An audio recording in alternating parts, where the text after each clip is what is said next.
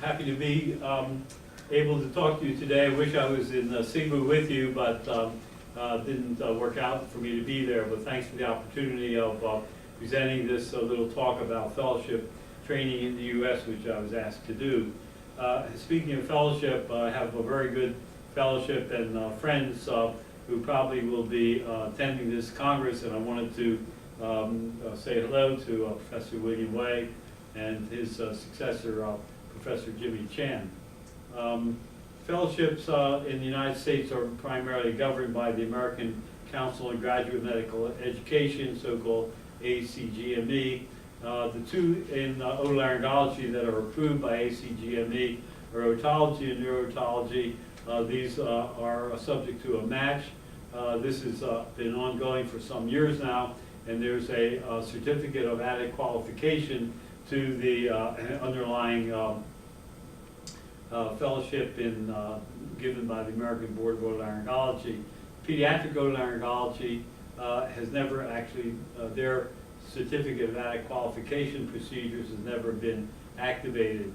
The ones that are officially approved in our fellowships, approved in our country by the specific society, but not by the ACGME, are the head and neck, rhinology approved by the American Rhinological Society, laryngology approved by the American Laryngological Association, of course head and neck approved by the American Head and Neck Society. These all have matches, and so that they're ongoing and very closely monitored.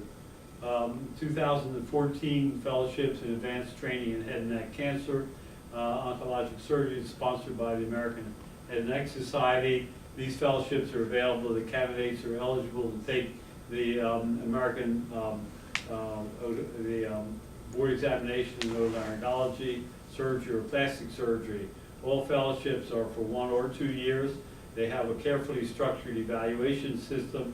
The programs are site visited, they're reviewed, and they're approved by the Executive Council of the American Head and Neck Society, or not approved, in which case they're not allowed to take candidates for fellowship if they're found to be substandard. The diploma is awarded by the Society to those candidates who follow the rigid criteria and successfully complete the fellowship. The applications and appointments for fellowship are processed through a central matching program. Interested candidates may contact program directors for application deadlines. Fellowship match information and applications forms can be downloaded from the Fellows Corner of the American Head and Neck Society website. Program directors interested in applying for establishment of a fellowship program can contact the American Head and Neck Society. These are the fellowship programs. We won't go through all of these, but for instance, University of Michigan, Johns Hopkins, Roswell Park, University of Cincinnati, the University of Pittsburgh, and so on. There are 20-some fellowship programs now. And you can find out more about these at the American Head and Neck Society website. The policy for international candidates for application, other than if you're outside the United States, or you may be eligible for advanced training fellowship, and you may receive a certificate. Applicants from other countries must have completed a course of training in their country that's comparable to the requirements established for the U.S. and Canada. Applicants for these other countries must not be eligible for the match. However, applicants from countries other than the U.S. and Canada may apply individually to these programs at any time. The application should be sent directly to the individual program directors. If your residency training has been outside the U.S., you may not be eligible for participation in Advanced Training Council Fellowship Match, and that requires you to be able to qualify to be able to sit for the American Board of Surgery, Plastic Surgery, or otolaryngology. But you can contact program directors individually for information regarding the fellowship at their institution. So contact the program director directly.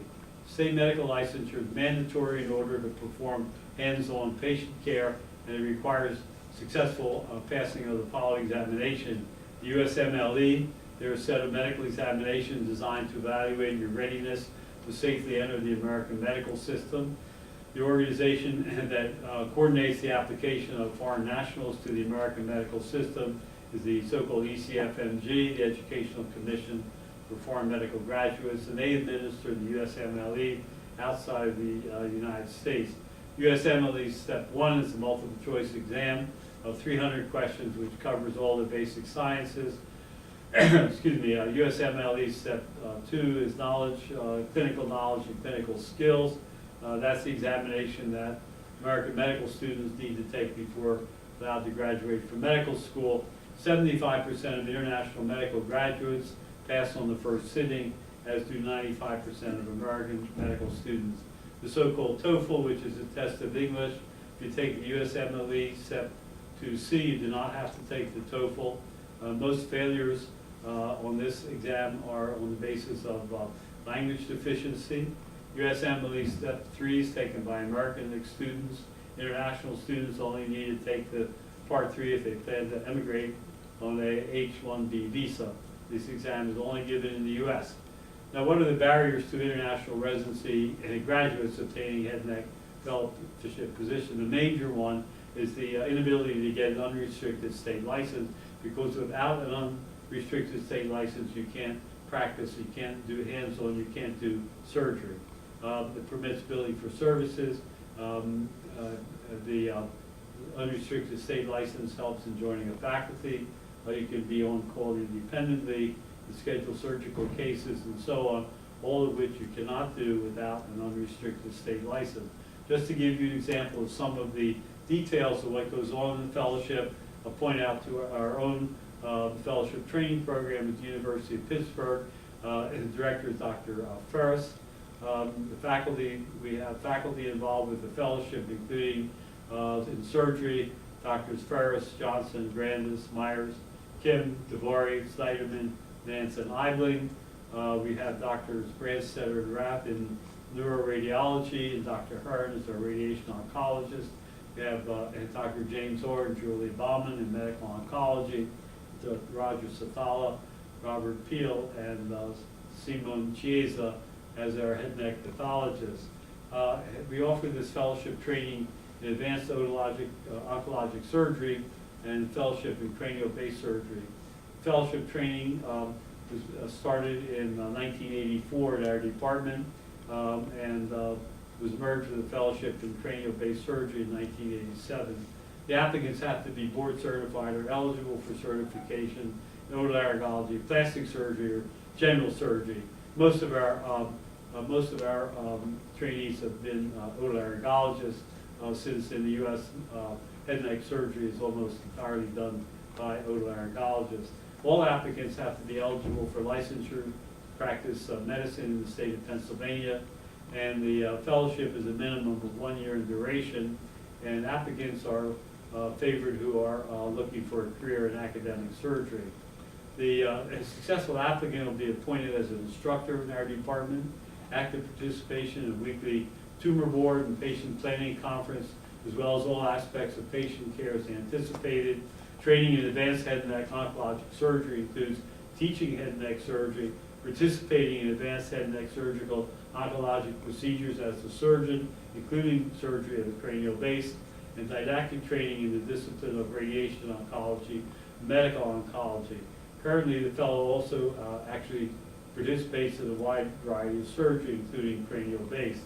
Many procedures are undertaken in a multidisciplinary environment, which includes our colleagues in neurosurgery and plastic and reconstructive surgery, and thoracic surgery, and maxillofacial surgery. The successful applicant must be able to function effectively in a high-volume surgical program with an emphasis on resident training and research. A multitude of opportunities for personal growth are available. Now, what about research? Well, identification of a research project is really, we consider, an essential component of the training program. Laboratory investigation must be pursued in a variety of laboratories affiliated with University of Pittsburgh Cancer Institute or within the Department of Otolaryngology, where we have a lot of research being carried out. Under most circumstances, the involvement in laboratory research would require commitment to a second-year fellowship. The strengths of our department's program: large surgical volume, including endoscopic, laryngeal, endocrine, and skull-based cases, multidisciplinary state-of-the-art management of cancer of the head and neck, unique clinical and translational research opportunities through very heavily NIH-funded research and training grants. So what's happened to the people who've trained in our department? Well, Dr. Bumpus was a fellow. He became professor and chairman, Department of Otolaryngology, University of Louisville. Professor Johan Fagan is now the chairman of the Department of Otolaryngology, University of Cape Town, South Africa. Dr. Lisa Galati is associate professor at Albany Medical College. Dr. Ehab Hanna is a professor in the Department of Otolaryngology, head and neck surgery at MD Anderson Hospital. Dr. Sekis Hoshal is a professor at the Department of Otolaryngology at the Hacettepe University in Ankara. Dr. Stephen Lai is associate professor at MD Anderson. Dr. Bert O'Malley is professor and chairman of the Department of Otolaryngology, University of Pennsylvania. Dr. Dan Nuss is professor and chairman, Department of Otolaryngology at Louisiana State University. And Dr. Pittman is in surgical oncology with the Mayo Clinic Group. Dr. Simmental is professor and chairman at Loma Linda. John Song is associate professor at University of Colorado. Dr. Rahan Baltakar, assistant professor at LSU. And Dr. Zimmer is associate professor in University of Cincinnati. Dr. Cognetti in Jefferson Medical in Philadelphia. Dr. Brian Park at the Harvard Medical School in Boston. And Dr. Casado at the University of Minnesota. Dr. Sopoulos at the University of Montreal. Dr. Lee in Loma Linda. Dr. Beasley in the University of Massachusetts.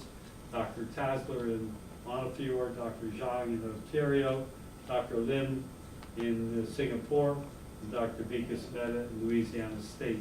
So here's for another type of fellowship that we see all throughout our ventures and travels in Southeast Asia. Thank you very much for your attention.